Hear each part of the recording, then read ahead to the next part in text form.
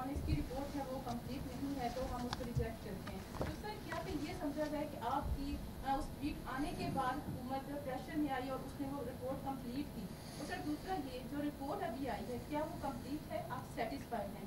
अगर आप सेटिस्फाइड हैं तो मरियम नवाज शरीफ का नाम उसमें नहीं है, उनके बगैर क्या आप समझते हैं कि ये रिपोर्ट मुकम्मल हो चुकी है नॉन लीग्स की?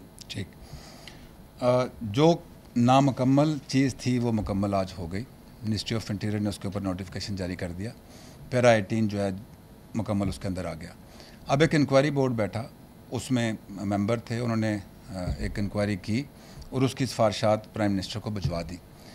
उसमें अगर ये 4 नाम 5 नाम थे तो वो उसके अंदर आ गए। इंक्वायरी बोर्ड में जो भी रिकमेंडेशन थी उसके मुताबिक वो हल हो गई। किसी की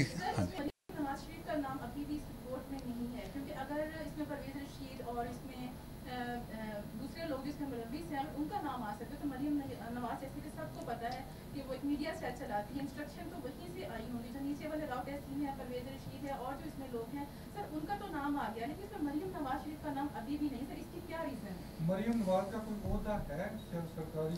ये जो आप सवाल पूछ रहे हैं, पहले मैं इधर जवाब दे दूँ। कोर्ट ने एक इंक्वायरी की, उस इंक्वायरी में जो भी ज़िम्मेदार थे उसके नाम दे दिए। उन ज़िम्मेदारान की जो तफसील थी वो प्राइम मिनिस्टर ऑफिस में चलेगी इंक्वायरी, और उन्होंने उसके ऊपर अपने ऑर्डर दे दिए। अब ये कहना कि इसमें ये नाम नहीं है, ये नहीं था, इंक्वायरी बोर्ड ने अपना काम बड़ा सोच समझ के मुकम्मल करके दिया और जो उसके मुताबिक सिफारिशात थी उसके ऊपर अमल हो गया। आपका क्या सवाल था? सर मेरा ये सवाल ये है कि जैसे मैम ने कहा कि मरियम ओहदा क्या है उनका? हाँ जी, सरकारी, क्या उसमें वो इन्वॉल्व थी? अगर उनका सरकारी ओहदा नहीं था वो कैसे इन्वॉल्व? ये मुझसे पूछ रहे हैं कि उनसे पूछ रहे हैं? मैं आपको वो तमाम ओहदे बता सकता हूँ जो फ़ौज के अंदर हैं। मैं फ़ौज पाकिस्तान का स्पोक्स पर्सन हूँ, मैं तो किसी का ओहदा नहीं बता सकता।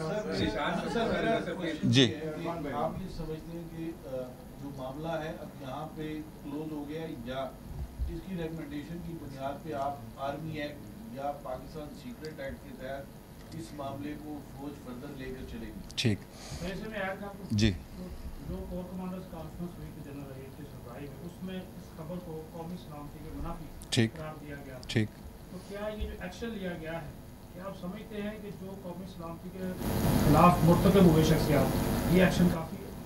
देखें, इंक्वायरी बोर्ड ने एक सिफारिशात मुरतब की, वो पैरा 18 है।